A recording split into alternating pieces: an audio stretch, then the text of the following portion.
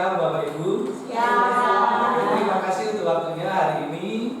Terima kasih untuk kesempatan yang diberikan. Di sini saya akan melakukan diseminasi materi yang sudah saya terima dari modul 1.4. Oke, semuanya sudah konsentrasi? Konsentrasi. Coba angkat tangan. Angkat tangan. Turunkan. Angkat tangan. Turunkan. Angkat. Pegang perut.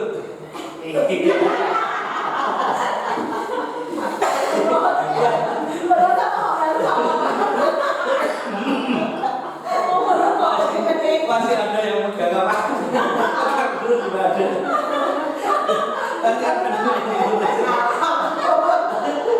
Lagi ya, sekali lagi. Angkat tangan, turunkan. Angkat tangan, turunkan. Angkat, pegang mulut. Iya. Sudah ada, berarti semuanya sudah konsentrasi. Oke, saya akan menyampaikan tentang budaya positif, diseminasi budaya positif dari saya CGP Angkatan 9, Kristiawan. Kemudian dari budaya positif ini kita belajar yaitu pertama perubahan paradigma stimulus respon teori kontrol dan teori pilihan. Sebelumnya minta maaf karena ternyata blawur.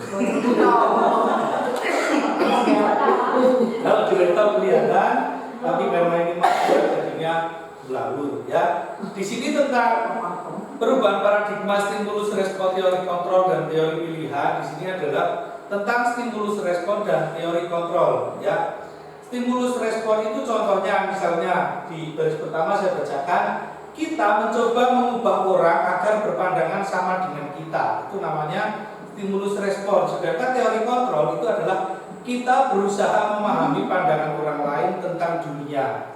Misalnya kita bersama dengan murid, biasanya kalau stimulus respon itu adalah apa yang harus murid lakukan itu sesuai kehendak kita. Kita mau apa, kita mau melakukan apa, menyuruh murid apa tanpa mendengarkan keinginan murid, itu namanya stimulus respon. Sedangkan teori kontrol itu adalah kita berusaha memahami cara pandang anak tentang dunia atau tentang dunia mereka. Itu namanya teori kontrol. Kemudian yang berikutnya kita belajar dari budaya positif ini adalah disiplin. Disiplin ini berasal dari bahasa Latin disiplina yang artinya adalah belajar. Mana asal dari kata ini berkonotasi dengan disiplin diri dari murid-murid menurut Socrates dan Plato. Jadi disiplin ini membuat orang menggali potensinya menuju sebuah tujuan apa yang dia hargai. Jadi disiplin ini sebenarnya adalah berasal dari kita sendiri, belajar yang berasal dari kita sendiri. Tetapi perkembangannya adalah mana kata disiplin berubah menjadi sesuatu yang dilakukan seseorang pada orang lain untuk mendapatkan kepatuhan, untuk mendapatkan saya ulang, sesuatu yang dilakukan seseorang pada orang lain untuk mendapatkan sebuah kepatuhan. Jadi ketika kita mendengarkan kata disiplin, biasanya adalah apa yang dilakukan oleh seorang guru kepada murid untuk mendisiplinkan, artinya taat kepada peraturan, biasanya seperti itu. Dan kecenderungan umumnya adalah menghubungkan kata disiplin dengan ketidaknyamanan, bukan dengan apa yang kita hargai atau pencapaian suatu tujuan mulia ya. Ini yang biasanya terjadi. Kemudian di dalam budaya positif ini juga kita belajar yaitu nilai-nilai kebajikan universal. Nilai-nilai kebajikan universal ini adalah nilai-nilai yang sesuai dengan nilai pelajar Pancasila. Masih ingat nilai pelajar Pancasila? Ibu guru kelas 4 panduk-panduk berarti ingat. Yang pertama apa? Beriman, bertakwa kepada Tuhan Yang Maha Esa dan berakhlak mulia. Kemudian mandiri, terus bernalar kritis, berkebinakaan global, bergotong royong dan kreatif. Ini adalah nilai-nilai kebajikan universal. Kemudian yang berikutnya adalah teori motivasi perilaku manusia. Teori motivasi perilaku manusia ini ada 3. Motivasi eksternal ada 2, dan yang terakhir adalah motivasi internal. Di mana motivasi eksternal yang pertama itu adalah untuk menghindari ketidaknyamanan atau hukuman. Artinya orang akan melakukan apa yang akan terjadi apabila saya tidak melakukannya. Ya, jadi apa yang akan terjadi jika saya tidak melakukannya? Artinya seseorang akan melakukan supaya dia tidak terkena hukuman atau tidak terkena sanksi. Ini motivasi eksternal yang pertama. Kemudian motivasi eksternal yang kedua yaitu untuk mendapatkan imbalan atau untuk mendapatkan upah. Dan yang ketiga adalah motivasi internal. Motivasi internal ini adalah saya ingin menjadi orang yang seperti apa, saya ingin melakukannya. Artinya motivasi internal ini adalah motivasi yang timbul dari kesadaran seseorang, ya, timbul dari kesadaran seseorang. Dan teori yang internal ini adalah teori yang diharapkan oleh guru-guru untuk murid-muridnya. Jadi kalau yang ini tadi motivasi eksternal ini orang mau melakukan apa supaya tidak dihukum, dan yang ini adalah orang mau melakukan apa supaya mendapatkan hadiah. Sedangkan yang internal ini adalah orang mau melakukan atas dasar kesadaran untuk menambah nilai diri, untuk melihat apa yang nilai pada diri sendiri, untuk mengembangkan diri. Ini yang internal. Dan diharapkan setiap kita membuat kesadaran untuk anak-anak supaya memiliki motivasi internal. Kemudian yang berikutnya, ketika kita belajar tentang kurikulum merdeka, kita pasti kenal dengan sosok yang ada di foto ini, ya. Yang pasti ini bukan foto saya atau Pak Is atau Pak Isul, ya. Ini adalah fotonya Ki Hajar Dewantara. Mungkin kalau tua nanti seperti itu ya saya.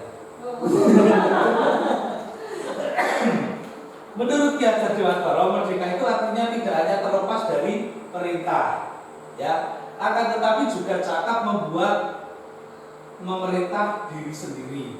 Karena menurut Ki Hajar Dewantara dan mungkin yang sering kita alami, memerintah diri sendiri itu kadang susah, atau artinya mengatur diri sendiri itu susah. Nah, ketika seseorang sudah bisa mengatur diri sendiri, artinya orang itu sudah merdeka. Dan ketika kita sudah merdeka secara pribadi, maka kita juga akan merdeka di hal yang lain, ya. Jadi sekali lagi, merdeka itu artinya tidak hanya terlepas dari perintah, tetapi juga cakap memerintah diri sendiri.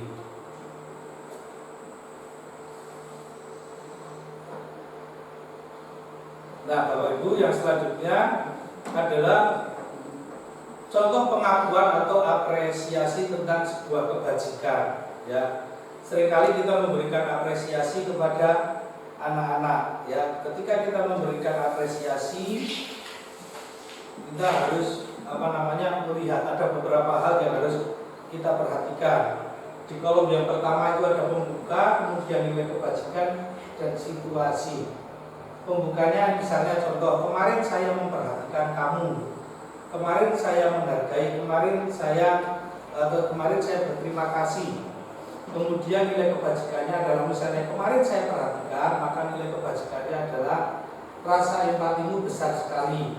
Situasinya pada saat menolong murid baru di kelas kita. Jadi ketika kita melihat sebuah situasi yang ada di sini, yang melalui ini ya, yang tidak kelihatan, itu adalah situasi misalnya seseorang murid menolong temannya, kemudian ketika seorang murid mau membantu guru, kemudian seorang murid melakukan tugas tepat waktu, maka di situ kita bisa memberikan yang namanya sebuah apresiasi. Dan ketika kita memberikan sebuah apresiasi, maka kita bisa melihat beberapa hal yang harus diperhatikan, ya. Ada apa-apa, belum pasti bisa memperhatikan, ya. Nah, dalam memberikan apresiasi atau pengakuan perlu diingat beberapa hal, ya. Yang pertama adalah berikan pengakuan secara khusus. Kemudian berikan pengakuan secara pribadi, berikan pengakuan kepada semua murid secara bergantian, tidak hanya satu orang saja. Meskipun misalnya satu orang itu yang lebih menonjol dan anak yang lain itu tidak menonjol, berikan penghargaan. Karena kalau tidak nanti akan menimbulkan rasa iri, ya. Misalnya ada anak yang broken home, di rumah tidak pernah dihargai, di sekolah juga tidak pernah dihargai, rasanya dia akan tidak wah kok aku jadi orang seperti ini. Nanti ketika dia menemukan komunitas yang bisa menerima, misalnya komunitas di anak jalanan itu kan sosialnya tinggi, bisa dihargai, maka anak ini akan lari dalam hal-hal yang bisa dikatakan kurang baik. Yang penting komunitasnya bisa menerima. Kemudian berikan pengakuan secara konsisten, ya konsisten itu terus-menerus. Kemudian fokusnya pada proses.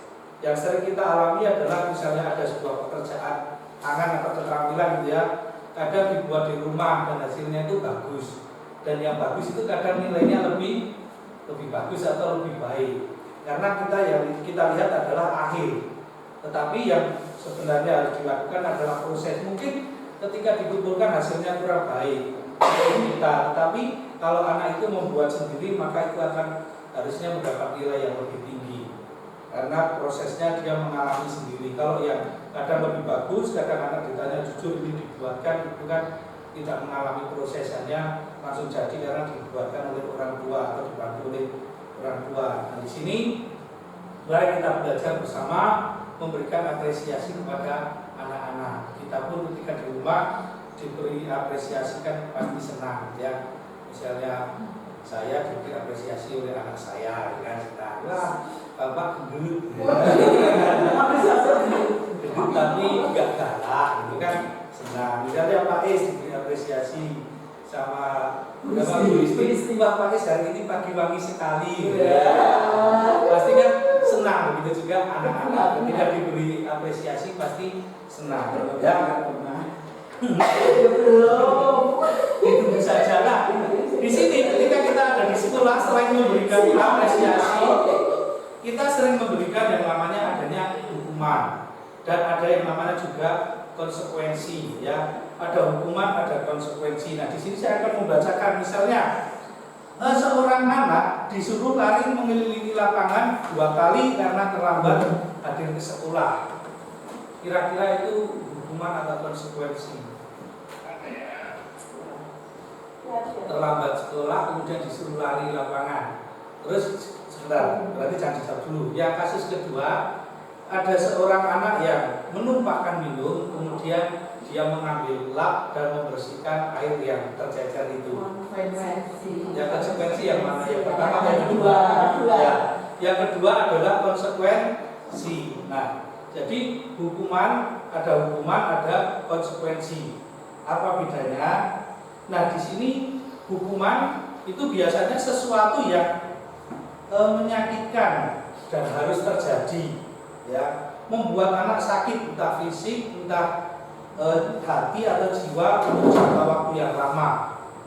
Kemudian anak bisa membenci kedisiplinan, anak merasa terpaksa, kemudian mendorong anak untuk menyakiti diri sendiri. Itu contoh-contoh hukuman atau akibat dari hukuman. Sedangkan konsekuensi itu memang sesuatu yang harus terjadi, membuat anak merasa tidak nyaman dalam jangka waktu yang pendek, kemudian anak akan menghargai disiplin, kemudian stimulasi tanggapan. Jadi ketika kita melakukan konsekuensi kepada anak, ini akan mendorong anak untuk sadar atas apa yang telah dilakukan. Mungkin kesalahan yang dilakukan tidak langsung menghukum, tetapi kita memberikan kesadaran.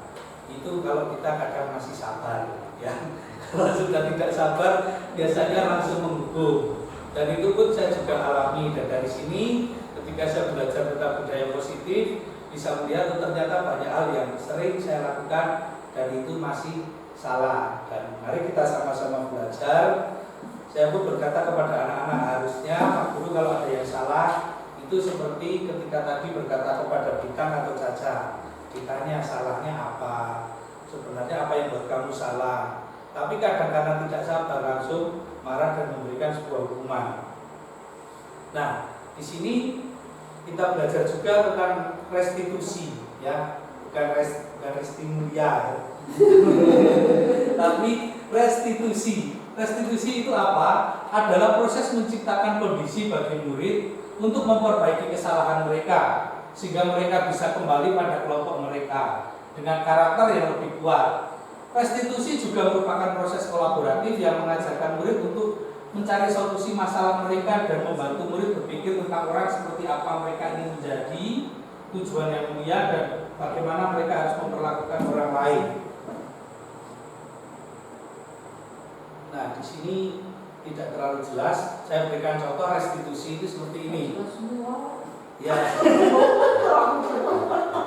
Karena ini membuatnya malam sepertinya sudah jelas tertata ketika sudah berlalu. Nah, restitusi itu seperti ini. Misalnya Bintang itu marah-marah.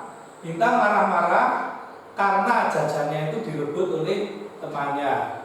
Ketika direbut oleh temannya, Bintang marah-marah sampai menendang sampah dan sampahnya ini berceceran. Nah, sebagai guru saya akan datang kepada Bintang, kemudian akan menanyakan, Bintang, apa benar kamu kemarin marah-marah? Iya Pak. Terus saya tanya, kenapa kamu marah? Jajan saya direbut oleh teman-teman saya. Kemudian saya akan bertanya kepada Bintang, terus kenapa kamu sampai menendang sampah atau menendang tempat sampah? Karena saya sangat marah sekali. Terus saya akan berkata kepada Bintang, Bintang, marah itu adalah hakmu. Marah itu memang tidak apa-apa karena memang jajanmu direbut. Tetapi ketika kamu sampai marah menendang tempat sampah, sampai sampah berceceran, itu apakah benar? Maka Bintang akan menjawab, betul benar Pak. Terus saya akan menanyakan, keyakinan kelas apa yang sudah kamu langgar? Saya sudah melanggar itu Pak, tentang menjaga lingkungan yang bersih. Terus kira-kira apa yang akan kamu lakukan sekarang? Saya akan membersihkan sampah itu Pak, dan saya tidak akan mengulangi lagi. Kalau ada temanmu yang berbuat seperti itu lagi, apa yang akan kamu lakukan? Saya akan lapor kepada Pak Wawan dan tidak akan menendang sampah. Nah, itu adalah contoh restitusi. Mungkin sudah pernah melakukan, ya. Mungkin sudah pernah melakukan tapi tidak tahu namanya, ya. Itu namanya restitusi. Jadi restitusi itu adalah cara mencari solusi ketika anak-anak mengalami masalah, ya. Dan di situ tadi saya menyebut ada yang namanya sebuah keyakinan. Ada keyakinan, ada peraturan. Nah, apa bedanya peraturan dengan keyakinan? Peraturan itu misalnya dilarang membuang sampah, dilarang ribut di kelas. Itu biasanya peraturan itu seperti itu. Sedangkan keyakinan kelas itu adalah membalik menjadi kata-kata yang positif. Misalnya dilarang membuang sampah, maka akan dirubah menjadi buanglah sampah pada tempatnya. Misalnya dilarang dilarang ribut di kelas, maka diubah menjadi jagalah ketenangan. Dan yang pasti keyakinan kelas itu dibuat atas kesepakatan bersama, ya. Nah, ini ada 9 ciri-ciri restitusi. Yang pertama adalah bukan untuk menebus kesalahan, namun untuk belajar dari kesalahan. Kemudian memperbaiki hubungan, tawaran bukan paksaan seperti yang saya contohkan tadi. Terus apa yang harus dilakukan? Itu memberikan tawaran bukan memaksa, kamu harus ini, kamu harus ini, ya. Kemudian restitusi itu menuntun anak untuk melihat ke dalam diri. Seperti tadi, kalau kamu seperti ini, kamu salah atau benar. Kemudian restitusi mencari kebutuhan dasar yang mendasari tindakan. Restitusi diri adalah cara yang paling baik. Restitusi adalah fokus pada karakter bukan tindakan. Dan restitusi itu fokus pada solusi. Dan yang terakhir, restitusi itu mengembalikan murid yang berbuat salah pada kelompoknya. Nah, Bapak Ibu di sini bisa kita lihat ada yang namanya sebuah kesepakatan kelas. Ibu-ibu dan bapak-bapak sudah membuat kesepakatan di kelas? Sudah. Bu Iin, contohnya apa Bu yang sudah dibuat? Contohnya kalau tidak nyapu, mengikuti tiket, ya. denda 1.000. Oh ya, ada sebuah kesepakatan kalau tidak nyapu tidak tiket denda Lebih dari 3 kali. Lebih dari 3 kali. Kalau Bu Sri? Senang saya kalau tidak tiket itu suruh WC. Ya, membersihkan WC. toilet. Nah, kalau Pak Yusuf di pelajaran olahraga, kalau yang nggak memperhatikan kena hukuman. Contohnya push up atau lari. ya kalau tidak memperhatikan terkena hukuman pusat atau lari. Jadi di sini ada kesepakatan, itu adalah sebuah peraturan atau sebuah ya seperti peraturan yang disepakati bersama sehingga tidak ada yang dirugikan, ya. Dan kalau kita kembali ke keyakinan kelas, tadi kita rubah kata-kata yang menggunakan kata-kata yang negatif, kita rubah menjadi kata-kata yang positif. Seperti tadi dilarang membuang sampah sembarangan, menjadi buanglah sampah pada tempatnya. Nah, di sini contoh keyakinan kelas, ya, contoh keyakinan kelas. Di sini ada keyakinan kelas, ada tampak seperti dan tidak tampak seperti. Yang tampak seperti itu misalnya meminta izin ketika meminjam barang orang lain. Yang tidak tampak seperti mengambil secara paksa. Tampak seperti itu adalah hal-hal yang positif, sedangkan tidak tampak seperti itu adalah hal-hal yang negatif. Kemudian di sini ada tabel Y, itu ada 3, ada terdengar, berperilaku, dan terlihat. Yang terdengar itu misalnya contoh, selamat siang Bapak, izin masuk ruangan, maaf bila minta tolong, terima kasih, boleh saya bantu, maaf ya, itu kata-kata yang terdengar. Kemudian terlihat itu adalah sikap bagaimana contoh menghargai pendapat orang lain, berbagi ketika memiliki sesuatu dan sebagainya. Kemudian berperilaku adalah tersenyum pada setiap orang, berjabat tangan kepada sesama murim, atau berbagi ketika memiliki sesuatu dan berpenampilan menarik. Ya, ini adalah keyakinan kelas tabel B dan tabel J. Dan yang selanjutnya ini contoh tadi ya, peraturan dengan keyakinan kelas. Ngantuk Pak. Ngantuk? Ya, sebentar lagi sudah selesai ya. Peraturan itu contohnya selalu kembalikan buku ke tempatnya. Keyakinan kelas yang diambil nilainya adalah tanggung jawab. Kemudian dilarang mengganggu orang lain, itu keyakinan kelasnya adalah menghormati orang lain atau nilai-nilainya. Oke, biar gak ngantuk coba berdiri dulu semua.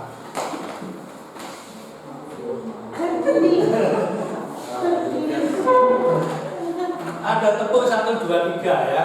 Pak seru banget guling nasi Pak.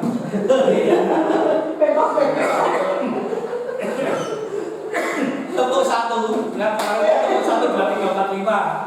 Kalau tepuk 1 itu ya, jadi tepuk 1 tak ulangi, tepuk 1. Kemudian tepuk 2 itu jos gitu ya. Jos. Nah, kemudian tepuk 3 gitu ya.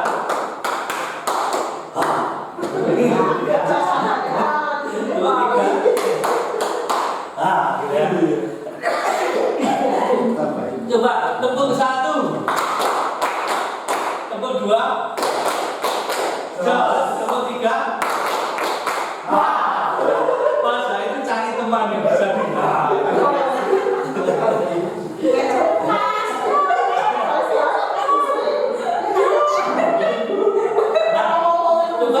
coba ya, nanti saya tidak menyebutkan angka ya.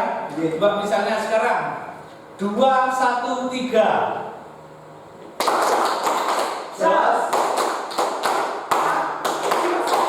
Wah. 2, 1, 3. Bisa dimengerti ya? Oke, coba sekarang 3, 2, 1. Wah.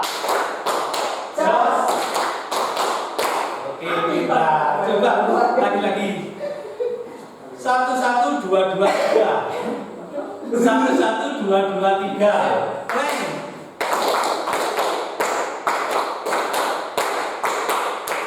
Jos. Jos. Wah. Wah. Oke, sekali lagi. Sekali lagi. 3, 2, 3, 2, 1.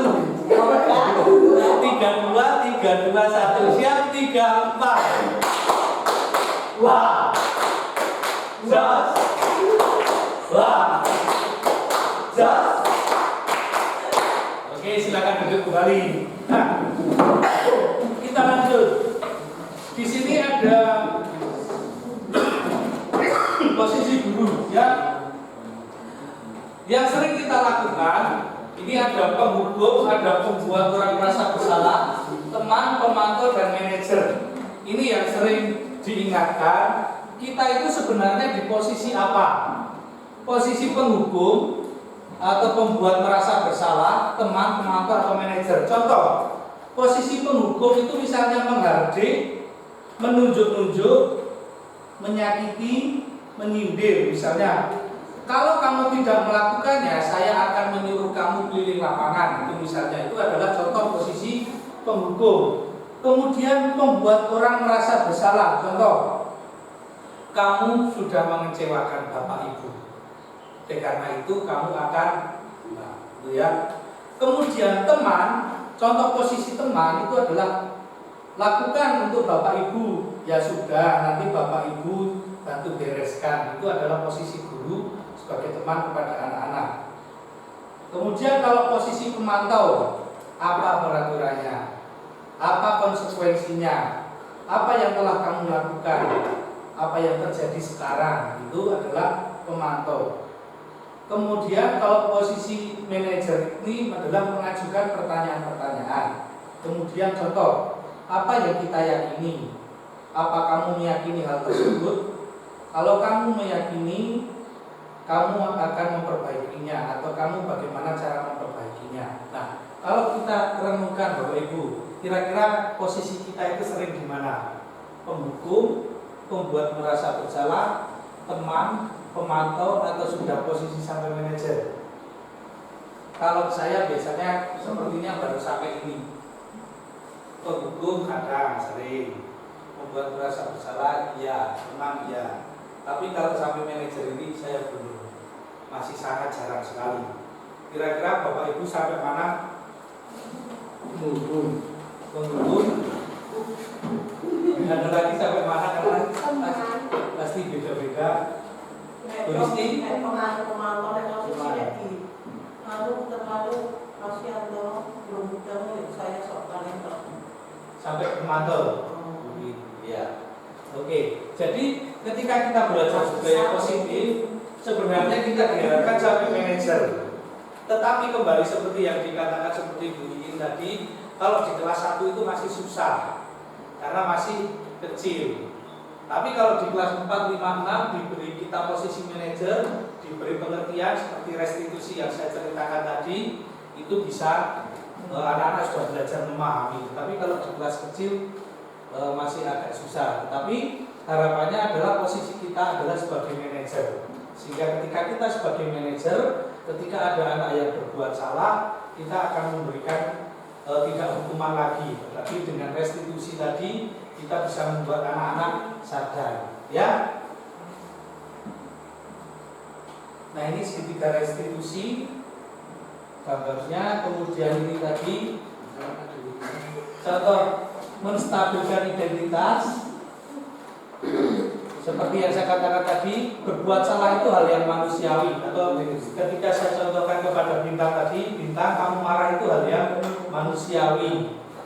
Itu adalah contoh menstabilkan identitas. Sehingga anak-anak yang sudah marah itu merasa tidak disalahkan karena kemarahannya, tetapi marah itu hal yang wajar. Setelah itu baru lakukan tindakan berikutnya, yaitu validasi kebutuhan. Di sini seperti tadi, ketika kita marah sampai kamu marah sampai menindak tempat sampah, itu keyakinan apa yang sudah dilanggar. Nah, itu menyadarkan anak kepada keyakinan yang sudah disepakati bersama. Setelah validasi kebutuhan dan yang terakhir itu adalah menanyakan keyakinan apa yang ada di kelas, kemudian apa yang akan kamu perbaiki, apa yang kamu lakukan ketika hal itu terjadi lagi, apakah akan marah dengan hal yang sama atau melakukan hal yang lain. Itu segitiga restitusi. Nah, ini yang saya bahas tadi, disiplin positif, bagannya seperti ini. Nanti kalau Bapak Ibu membutuhkan bisa copy dari saya, ya. Ada pertanyaan sampai sini Bapak Ibu? Ya, Pak Iska, ada pertanyaan. Terima kasih Pak Is. Apa Pak Is, kalau saya bisa menjawab, saya jawab. Kalau belum bisa, nanti saya cari bantuan dulu. Terima kasih Bapak atas ilmunya. Saya mau bertanya, penerapan restitusi di kelas 1 misalnya, Ya. tanpa mengurangi rasa hormat ini sebagai kelas 1. Kalau kelas 2, kelas 3 itu insya Allah masih sudah bisa ya. Ya. Tapi kalau kelas 1 itu, kalau penerapan restitusi itu apakah bisa? Kalau memang bisa itu, itu barang sekali satu tetap. psikologi anak yang masih kecil gitu. Ya, kalau dengan anak yang masih kecil mungkin beda dengan penanganannya dengan kelas 6 yang sudah lancar ya. Kalau kelas 1 mungkin kita lihat anaknya itu misalnya sudah jenis-jenis anak yang sudah lancar berpikir atau belum, saya katakan seperti itu. Misalnya dia sedang marah, namun bisa kita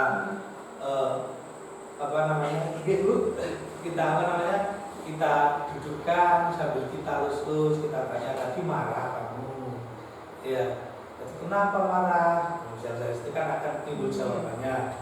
Setelah marah, nanti besok lagi harus seperti ini. Kalau ditanya keyakinan kelas pasti belum masuk, pasti belum tahu.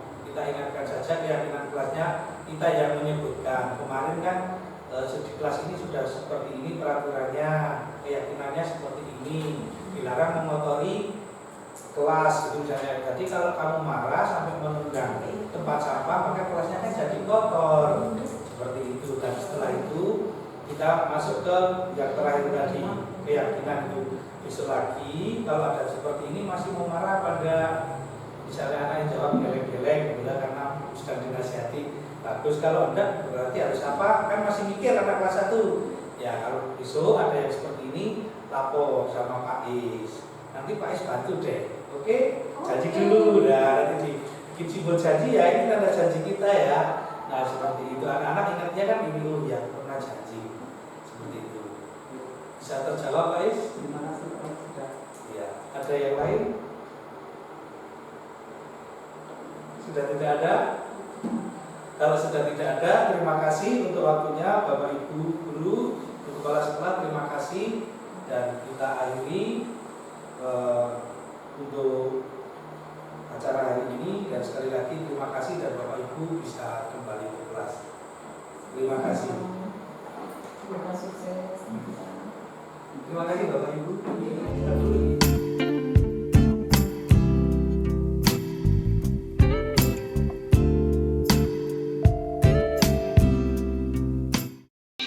Kita hari ini mau belajar tentang keyakinan kelas. Kemarin kita sempat membahas tentang keyakinan kelas. Dan keyakinan kelas yang nanti kita buat seperti ini, ya kita akan ulangi lagi. Kemarin sudah membuat, tetapi hasilnya masih kurang, nanti bisa ditambah. Dan nanti kita akan membuat keyakinan kelas seperti yang ada di contoh. Oke, ini sebentar saya klik dulu. Nah, ini kalian kemarin sudah membuat seperti ini, terus kita hari ini melihat contoh yang ada di internet. Nanti kita buat lagi tentang keyakinan kelas supaya kelas kita semakin baik. Oke? Oke. Oke.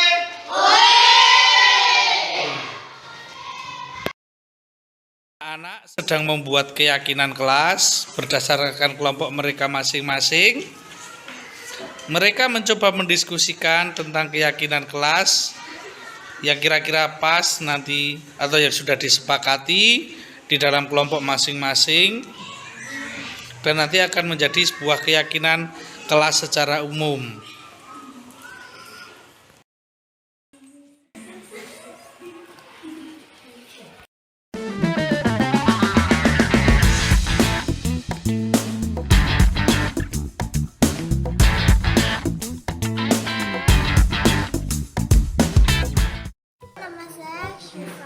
Halo Siva, kamu hari ini belajar tentang keyakinan kelas. Apa kamu senang? Senang. Apakah keyakinan kelas itu penting? Penting. Kenapa penting? Karena membuat kelas menjadi nyaman. Oke, terima kasih. Nama saya Fauzi Rizky Maulana. Halo Uzi, apakah kamu belajar keyakinan kelas? Belajar. Apakah kamu senang? Senang. Apakah penting? Penting. Kenapa penting belajar keyakinan kelas? Karena